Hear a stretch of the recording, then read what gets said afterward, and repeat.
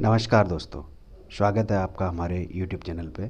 आज आपको GSTR 9C file करना दिखा रहा हूँ मैं। 9C उन्हीं के लिए इम्पोर्टेंट है जो 5 करोड़ से ऊपर जिनकी टर्नओवर है। आप पोर्टल में जा कर के इस तरह से इसको यूटिलिटी को डाउनलोड कर सकते हैं, क्योंकि GSTR 9C ऑनलाइन नहीं फाइल होगी, ये एक्सेल टेम्पलेट में ही डाउनलोड करके उसको फिल करके फिर JSON फाइल क्रिएट करके फिर अपलोड करना होगा। और डाउनलोड होने के बाद आप इस तरह से उसको एक्सट्रैक्ट कर लें पहले फाइल को, और एक्सट्रैक्ट करने के बाद इसको लोकेट करके फिर ओपन करना। और ओपन इस तरह से होगा। इसमें कुछ सिक्योरिटी फीचर्स लगे होते हैं ऑलरेडी, और मैक्रोज को इनेबल करने के लिए आप यहाँ टॉप उस पर ऑप्शन दिख रहा है ये, और इसको क्लिक करिए, इनेबल कर दीजिए मैक्रोज जो भी होंगे। अब ये रेडी टू फाइल है। यहाँ पे 4 बटन दिखाए गए हैं। पहला है कि JSON फाइल कोई बनी हुई है उसको यहाँ ओपन करने के लिए उसको ओपन कर सकते हो, यहाँ डिटेल आ जाएगी। दूसरा है ये एरर फाइल, अगर कोई एरर आता है अपलोड करने के बाद उसको फिर आप इसको इसमें शो कर सकते हैं, देख सकते हैं क्या एरर है, तो यहाँ फाइल आ जाएगा। बाकी जनरेट के लिए भी है, आप JSON फाइल कंप्लीट होने के बाद जनरेट कर सकते हैं। यहाँ पे GSTN नंबर और फाइनेंशियल ईयर आप डाल करके इसको प्रोसीड कर सकते हैं। जैसे आप यहाँ पे डिटेल डालेंगे तो ये ऑटोमेटिक नेक्स्ट उस पर चला जाएगा। यहाँ पे कुछ सेट ऑफ इंस्ट्रक्शंस है, इनको अच्छी तरह से रीड करने के बाद ही प्रोसीड करें, क्योंकि यहाँ पर आपको how to file GSTR 9C दिखाया गया है पार्ट बाय पार्ट। यही पार्ट आगे आपको एक्सेल सीट के अलग अलग शीट्स में अवेलेबल है। ये देखिए 5A ये ऑप्शन है, और यहाँ पे इसके बारे में दिखाया गया है कि क्या उसमें भरना है। यह आपके बैलेंस शीट से अमाउंट टर्नओवर वहाँ पे शो करना है, ABCD इस तरह करके आपका क्या क्या हुआ है। बैलेंस शीट कंबाइंड बनती है किसी भी कंपनी की, तो और GST जो है अलग अलग स्टेट्स के अलग अलग होंगे, लेकिन आप उसी हिसाब से उसी स्टेट्स का GST के हिसाब से आप यहाँ पे डालेंगे, बट वो कैटर किया हो बैलेंस शीट में।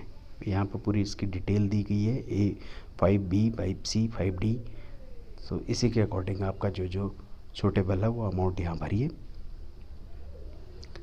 यहाँ पर आपका GSTR 9 पे जो आपने डिक्लेयर किया था वो अमाउंट आएगा, और P में जो था उसका टोटल था, और Q में GSTR 9 का अमाउंट है। तो इन दोनों का डिफरेंस जो होगा वो R में आएगा, और R में जो डिफरेंस आएगा वो अनरिकनसाइल्ड होगा। इसके लिए नेक्स्ट स्लाइड में आपको शो करना होगा। यहाँ पे अमाउंट GSTR 9 की आएगी जो आपने फाइल की थी पहले। ये डिफरेंस अमाउंट यहाँ शो करेगा। यहाँ पे इसके बारे में दिया भी गया है क्या चीज़ें, P and Q unreconciled, difference of the P and Q का। इसको वैलिडेट कीजिए, अगर हो जाता तो फिर नेक्स्ट। इस स्लाइड में आपका जो अनरिकनसाइल्ड अमाउंट था वो यहाँ आ जाएगा, इस पे शो करो, ऑटोमेटिक से हो जाएगा। नेक्स्ट वैलिडेट करके यहाँ पर आपको डिटेल देनी है कि किस किस तरीके से वो था। और ये इम्पोर्टेंट पार्ट इसका कि आपने जो टैक्स पेड किया था वो किस तरह से है, आपका क्या क्या कैटेगरी है उसमें, 5%, 12%, 18%, इस तरह से इसमें शो करना होगा टैक्स पेड में। और जो डिफरेंस आएगा वो नेक्स्ट में आ जाएगा, और जो डिफरेंस था वो किस तरह से डिफरेंस है वो भी इस स्लाइड में दिखाया होगा। सबसे इम्पोर्टेंट पॉइंट ये है कि ITC टेबल नंबर 12 यहाँ पे आईटीसी शो करनी है आपको। और ये आईटीसी इसमें इंस्ट्रक्शंस भी टेबल नंबर 12 के इंस्ट्रक्शंस यहाँ से रीड आउट कर लीजिए पहले केयरफुली, उसके बाद ही उसमें डेटा इनपुट कीजिए।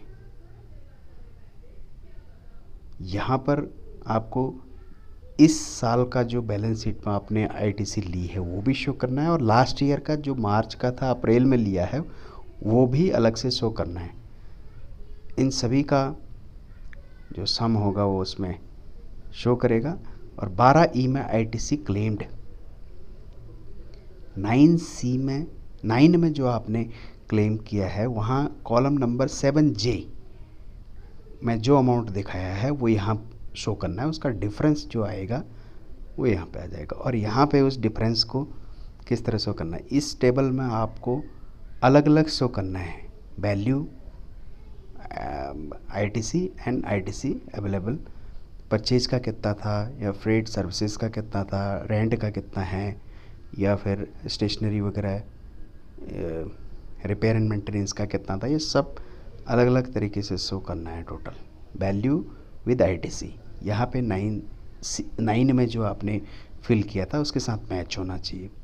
फिर इसको वैलिडेट कीजिए और नेक्स्ट, फिर वैलिडेट कीजिए। अगर कोई अनरिकनसाइल्ड आता है या डिफरेंस आता है वो इस टेबल पे आएगा, और यहाँ पे जो शो हुआ था उसका डिटेल आपको यहाँ पे देना है कि सीजीएसटी कितना था, एसजीएसटी कितना था, यूटीजीएसटी कितना था, वो वहाँ पे डिटेल, और इसका किस किस रेट पे है ये आपको इस तरह से देना है। पार्ट बी आपका ऑप्शन उसमें आएगा नहीं फाइल करने के लिए। ये होने के बाद अगर आप होम पे आएंगे, सारा वैलिडेट हो जाता है, तो जेसन फाइल क्रिएट करके यहाँ से 4th नंबर है, इसको आप पोर्टल में जा कर के यहाँ पर 9C पे जाना है आपने, और प्रिपेयर ऑफलाइन ही करना होगा, ऑनलाइन का कोई ऑप्शन है नहीं इस पर। प्रिपेयर ऑफलाइन पे आप जेसन फाइल अपलोड कर देंगे तो उसके 15 मिनट के बाद वो अपडेट हो जाएगा। फिर आप रिकन्सिलेशन स्टेटमेंट 9C को यहाँ पे ओपन कर सकते हो। ओपन करने के बाद आपकी पूरी डिटेल यहाँ पे आ जाएगी, तो उसको डाउनलोड करके देख लो, वेरीफाई कर लो, और यहाँ पे कुछ इंस्ट्रक्शंस लिखे हुए हैं उनको रीड आउट कर लो।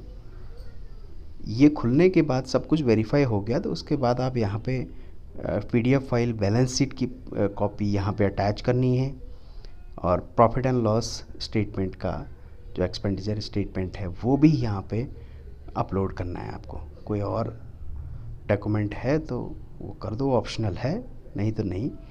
फिर आप इसको सेव ऑप्शन पे जा कर के ये वेरीफाई बटन ऑन हो जाएगा आपका। अगर एक बार सेव हो जाता है तो फाइल हो जाएगी GSTR 9C।